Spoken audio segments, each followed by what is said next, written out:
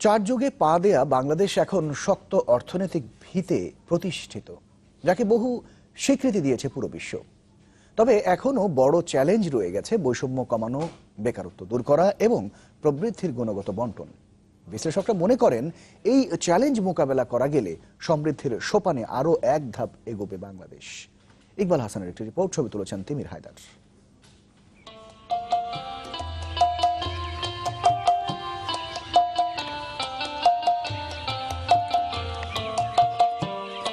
সোনার চেয়ে খাঁটি এই বাংলাদেশে বিজয়ের মাস এলেই হলুদে ছেয়ে যায় গোটা প্রকৃতি।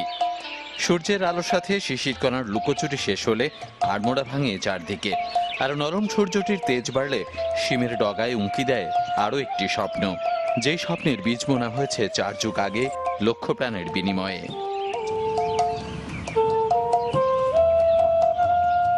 এদেশের মাটিতে সোনা ফলে অবিরাম। 40 বছরের কৃষক জোহরুল ইসলাম তাই সেই সোনার খোঁজে প্রতিনিয়তই ছোটেন নিজ জমিনে। নিত্য এই রুটিনে অন্যতম সঙ্গী 3 বছরের ছোট্ট সন্তানটি। তার মতে মাত্র 1 দশকের ব্যবধানে গ্রামীণ অর্থনীতি যে বেশ খানিকটা চাঙ্গা হয়েছে তার প্রমাণ তিনি নিজেই। মুসুরি সেদ্ধ খাইতাম, পায়রা সাদ্ধ খাইতাম, এখন তো 1 বিঘা বইতে 30 মন, 25 মন, 20 মন এরকম ধান হয়। এখন মোটামুটি গাজর আছে, এখন আলু আছে, পেঁয়াজ, এইসব করণে মোটামুটি আগের থেকে একটু ভালোই আছি, ডবল ভালোই। একসময়ের কৃষি নির্ভর বাংলাদেশে এখনো অর্থনীতির অন্যতম ভরসা এই খাত, যার মূল্য সংযোজন বেড়েছে বহুগুণ। সবজি, মাছ কিংবা চালের উৎপাদনে গড়ছে নিত্য রেকর্ড। থেমে নেই প্রযুক্তির ব্যবহার, যদিও গোটা অর্থনীতিতে এর অংশ কমছে ধীরে ধীরে, যা দখল করছে শিল্প খাত। তবে একরকম সস্তা মজুরির উপর ভিত্তি করে এগুনো এই খাতকে আরও সামনে নিতে হলে দরকার নতুন আঙ্গিকে বিনিয়োগ এবং পরিকল্পনা। প্রাতিষ্ঠানিক যেসব দুর্বলতা আমাদের জবাবদিহিতার ক্ষেত্রে, সেগুলো যদি আমরা আরো শক্তিশালী না করি, তাহলে এই যে অপচয়, দুর্নীতি, এগুলো যেই অর্থনৈতিক বোঝা, এটা ভবিষ্যতে পুরো অর্থনীতির জন্য বহন করা ক্রমশ দুরূহ হয়ে পড়বে।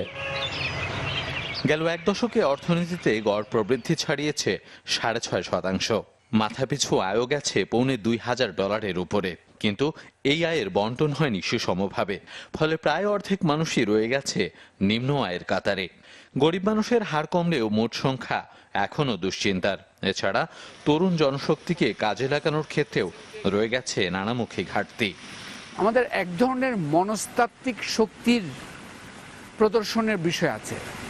কেমন সেটা? আমাদের মতো সমকক্ষ যেসব দেশ আছে তাদের সাথে আমরা কিভাবে পাল্লা দিয়ে এগোতে পারছি। এমন বাস্তবতায় ভবিষ্যৎ পরিকল্পনা কিংবা অর্থনৈতিক ব্যবস্থাপনা নিয়ে আরও একটু ভাববার পরামর্শ বিশেষজ্ঞদের। দেখতে দেখতে 4 যুগে পা দিল বাংলাদেশ। বয়সের হিসেবে একেবারেই তরুণ, আর অর্জনের বেলায় কোনো কোনো ক্ষেত্রে তার চেয়েও বেশি।